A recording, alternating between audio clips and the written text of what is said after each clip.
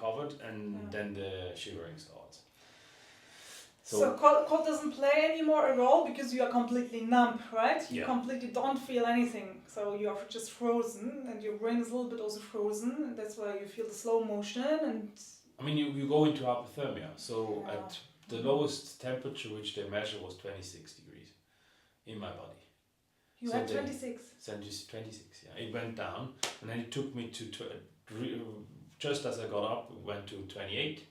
Then it stayed there for a bit, 29, and then it took a moment until it gets above 30. And when you're above 30, then it's fine.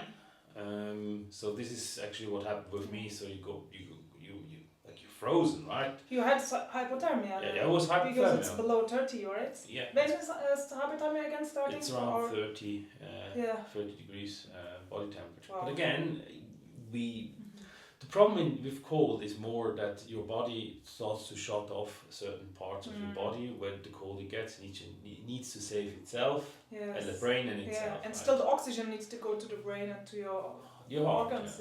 Everything. So it starts to shut down what doesn't need anymore. And that is the first phase. Then your body, and that's usually the crucial part. And I think for the other guy, the motor wasn't chalked quickly enough, like it wasn't reactivated quickly enough, so it took much longer. Yeah. And then you start to shiver, and that's actually a good sign. Exactly, the body gets again the body heat. Exactly. Yeah. So you start to shiver. I mean, you can hold a cup of tea, but you might not be able to drink. I know that even when I swim 500, I'm like that. Exactly. And you try to control yourself. It's exactly, no, you can't. It's like shaking, and then afterwards you try to shake, and for me it took about 20 minutes until it was good again. That's good. That's a good time. But then the next thing is the after drop, and that would have been also the crucial, the problem for cycling, because the after drop means that the cold blood, because the circulation starts again, the cold blood comes at once into your heart. Yeah. And that is the crucial part. And then usually there you have the problem. If you would be on a bike, it would be even hotter, then you might have another issue. Your heart, if it's too weak, then maybe something else could, heart attack or something. And how you felt when the after drop came and you felt the cold blood on your heart and so on? It wasn't. I didn't start shivering again. It was just, now it gets cold again, and you really need to then be present with yourself, and you shouldn't be driving at that moment. You shouldn't do anything. So it takes a moment. But it is. Listen, we talk about an extreme sport. It is extreme. It is extreme. And then you said you got hypothermia, right? And where's the border of dying versus being in the extreme and having everything under control? And that's exactly also my fear. That's why I still, I'm speaking always about out of comfort zone, but in German there's a word, fahrlässig, I don't want to put myself completely under risk to risk my life. Of course, even 500 meters could be a risk of life, or going to the Nepal where I read 6,400 meters, we did the ice swim there. Of course, in extreme sport you have always risks. But how you manage that when you, after 1,000, you don't feel anything anymore, everything goes flow, maybe then you rely on your people, right, next to you. Exactly, that is, the problem is also there, it gets very individual. Yeah. Not everybody, we just talked to a colleague of yours before, you can be like this and cope with cold water very easily and it's all good, and you can be like you have a bit more on your ribs, but you can't. That it really depends. So I guess for me, I knew before I went into the water, I said, listen, if by 25 minutes I'm not really coming back, or I'm not really right at the shore, then you need to guys take me out. And there is the judgment call with the medics where they say, okay, 25 minutes, then we call it. How many minutes you swim? I had 24:10. Wow, congratulations! Thank you. So the time was good. Wow. So I was happy. So 24:10, I was in the water, and I was just about okay. And it took me, as I said, difference 2.5 hours to 20 minutes. So he was in there for 35 minutes. Yeah, of course, it's different. The whole time in the water. The swim itself was 33 high, 33.50, something like that. But then he got in a bit late, like it took a bit time to start swimming. I just went in and started swimming. Of course, you can't lose time. It's 2-3 degrees, right? So it's not a joke. So. No, it's not. And then again, and there is the question. So if you want to do it, I mean, you know it yourself. With what you talk about and what you do in your with your group settings when you go in body eng or body tiefbrunnen. She does that actually. She does it with people. Yeah, I offer boot camps. So on the 3rd of March here in Männerdorf, I offer again a boot camp. It's psychological coaching, preparation, and then going into the cold water. So if someone interested, 3rd of April. 3rd of March. Sorry, 3rd of March. It's a Sunday. We already had 3rd of March. 3rd of April, no? March? We are now in March. We are now in March. 30th or 1st? 30th. 30th of March. Okay, exactly. Sorry. 30th, yeah. 30th of March. Exactly, in 2 weeks. I will put it into the description so you can go there. That's fine. That's good. Yeah. So 30th of March. So you go into your boot camp, but that is very crucial to knowing your body.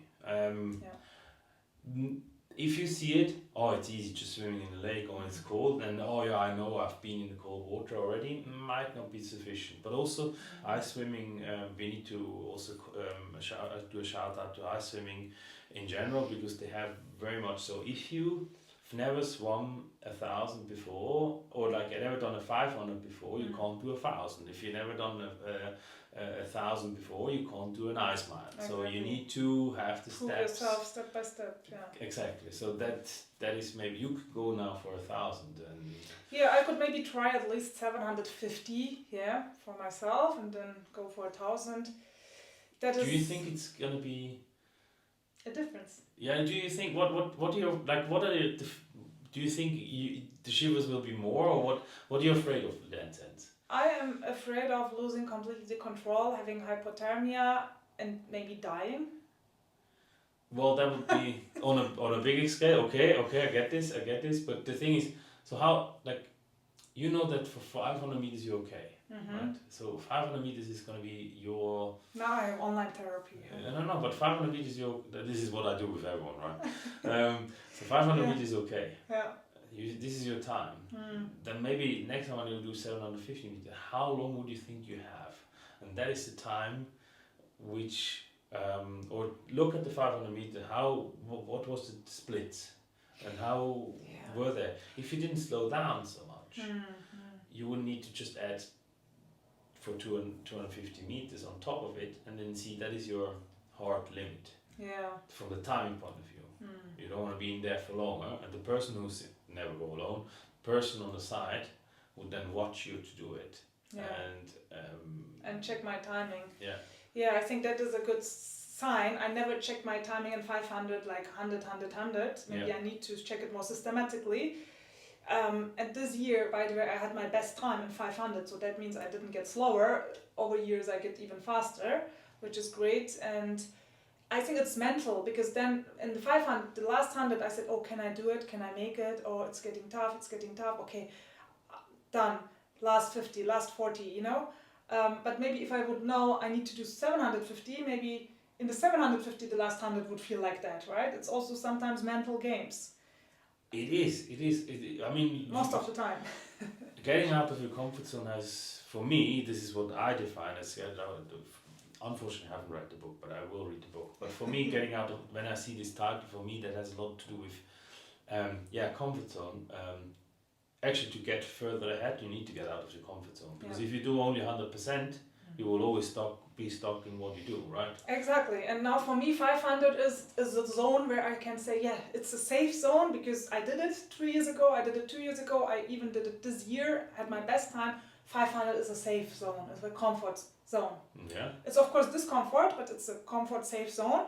But going to 750 would be completely again out of comfort zone. Again, all the mindset games, all the fears kicking in, but that's always the game. Always overcoming those and expanding your comfort zone. Exactly. So that would be the thing to think about. And so this is how I think about it, right? I'm a bit more risk taking. I'm very much a risk taker. I do things which I've never done before and just do it. Also in your business, right? It's related. It is kind of in my business. I do it. I'm in the finance area. I manage large sum of money for my clients. There is a kind of a calculated risk because you see a pattern and you try to use that what you see and I have been very I had a good hand, so sort of I've been very favorable I have a good hand, a good eye for patterns. Well, it comes with my ADHD, but I see certain things which help me then to make a sound decision.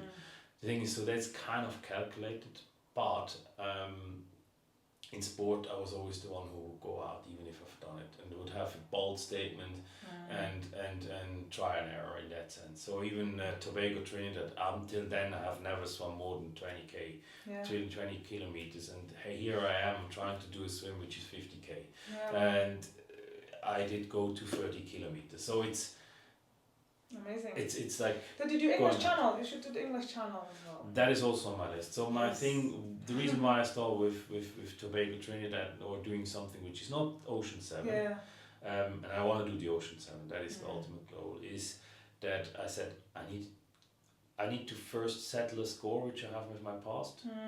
With swimming, I never got into the Olympics. I had the chance to, didn't confirm and didn't go, or like something was always missing. And this way I found out that, or for me, I think it's something which I can settle the score, because I can be the first person to go from Tobago to Trinidad, and this way it's done, and then I can start, and it's also like the push off for the bigger thing, the Ocean 7, and then the Ocean. And in my book, I wrote all about my stories, how I prepared myself for the English Channel, the ice swimming, so step by step, how I overcome my fears, how was the first 6-hour swim, 10-hour swim under 14 degrees, and so on. So all the journey is there.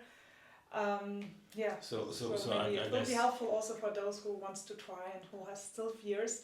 I put everything there with my open heart and my all vulnerability, but then how I overcame all these limiting beliefs and then crossed the English Channel. So for me it was a breakthrough moment, 15 hours non-stop swimming and 16 degrees. So. I mean, it's one of the toughest there is. I mean, the other one which I know, but it's more because of the distance and where it is the Molokai Strait, where you go from Hawaii to Hawaii, from the two islands, 45 kilometers, and I mean, it's crazy, but English Channel is one of the toughest. There's even North Channel is also. North Channel is the toughest. That's why I would love to do Ocean 7, but I'm not sure if I would like to continue with North Channel, because I did a relay there. First of all, you have the big, massive toxic jellyfishes. It's really toxic. So if you feel the jellyfish on your body, you need before taking a pill to protect yourself, because otherwise it even can stop your breathing. It's so toxic.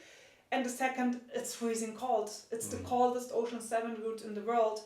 The water is 12 degrees. Jesus. And then constantly swimming 12 degrees, 10 hours, 15 hours. So it's another dimension.